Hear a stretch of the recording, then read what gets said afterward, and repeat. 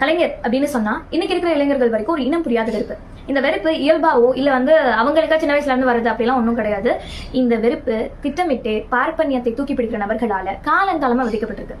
அது எந்த அளவுக்கு அது தொடர்ந்துட்டே இருக்கு அப்படின்னா, இன்னைக்கு இருக்கிற ஒன்றிய அரசு ஏதாவது ஒரு இன்ஃபர்மேஷன் வெளியிடும் போது இல்ல கலைஞர் அப்படின்னு குறிப்பிட்டா கூட இங்க இருக்கிற இந்த பார்ப்பனிய பத்திரிகைகளும் சரி, பார்ப்பனியத்தை தூக்கி பிடிக்கிற ஆட்களும் சரி, இவங்க எல்லாருமே தொடர்ந்து கலைஞர் அவர்கள் பிறந்த அந்த சாதியை காரணமா வச்சு இவனெல்லாம் எங்களை ஆட்சி செய்யறதா இல்ல இவனெல்லாம் நாங்க கலைஞர்னு கூப்பிடணுமா அப்படின்னு சொல்லி தொடர்ந்து இப்ப வரைக்குமே கருணாநிதி அப்படின்னு தான் அவர் மென்ஷன் பண்ணுவாங்க. சோ இப்ப திடீர்னு இப்ப உங்களுக்கு ஒரு கேள்வி வரலாம், எதுக்கு நீங்க கலைஞரை பத்தி பேசணும் அப்படின்னா, கலைஞரை பத்தி நம்ம டாக்குமெண்ட் பண்ண வேண்டிய வேலை ரொம்ப நிறைய இருக்கு.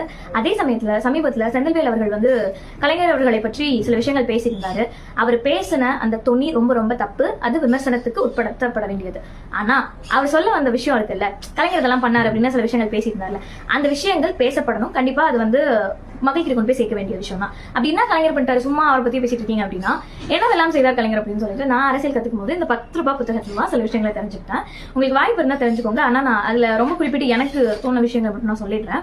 முதல்ல என்ன அப்படின்னா, பெண்களுக்கு முதல்ல இந்தியாவில் சொத்துரிமை கொடுத்தது கலைஞர் தான். இங்க நிறைய பேர் பேசி இருந்திருக்கலாம், நிறைய பேர் போராட்டம் நடத்தி இருந்திருக்கலாம். ஆனா எல்லாத்தையும் தாண்டி அதை சட்டமாக்குனது கலைஞர் அவர்கள் தான். சோ அவரை தாராளமா யார் கொண்டாடுறாங்களோ இல்லையோ பெண்கள் நம்ம எல்லாருமே அதை கண்டிப்பா நினைவு வச்சுக்கணும். இன்னொன்னு என்ன அப்படின்னு பாத்தீங்கன்னா, இந்தியாவிலே முதல் முறை காவல்துறையில பெண்களை பணி நியமனம் செய்ததும் கலைஞர் அவர்கள் தான். அப்புறமா கணவனால கைவிடப்பட்ட பெண்களுக்கு 18 வயசு நிரம்பிய ஆண் மகன்கள் இருந்தாலும் கூட அவங்களுக்கு முதியோர் உதவி திட்டத்தின் கீழ் உதவித்தொகை வழங்க 1998 ஆணையிட்டு நடைமுறைப்படுத்தினரும் கலைஞர் அவர்கள் தான். இன்னொன்னு 1990களில் அரசு வேலைவாய்ப்புல பெண்களுக்கு 30% இடஒதுக்கீட்டு முறை சட்டமா கொண்டு வந்தரும் கலைஞர் தான். இன்னொன்னு என்ன அப்படின்னா, ரொம்ப குறிப்பிட்டு சொல்லணும்னா 1996லேயே இந்தியாவில முதல் முறையா உள்ளாட்சி அமைப்புகள்ல பெண்களுக்கு 33% இடஒதுக்கீடு வழங்கினார்.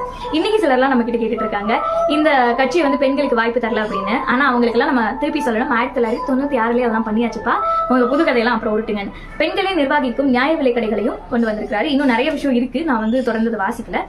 அப்புறம் இன்னொன்னு என்ன சொல்லணும் அப்படின்னு நினைச்சேன்னா, 7000 பள்ளிக்கூடங்களை ஐயா கலைஞர் அவர்கள் திறந்து வச்சிருக்காங்க. இன்னொன்னு, இந்தியாவிலேயே ஒரு பல்கலைக்கழகத்திற்கு அம்பேத்கர் பெயரை முதல் முறை வச்சது கலைஞர் அவர்கள் தான். இன்னும் நிறைய விஷயம் இருக்கு. அவர் என்னென்ன செஞ்சார் அப்படின்னா சின்னதா தெரிஞ்சுக்கிறதுக்கு மறக்காம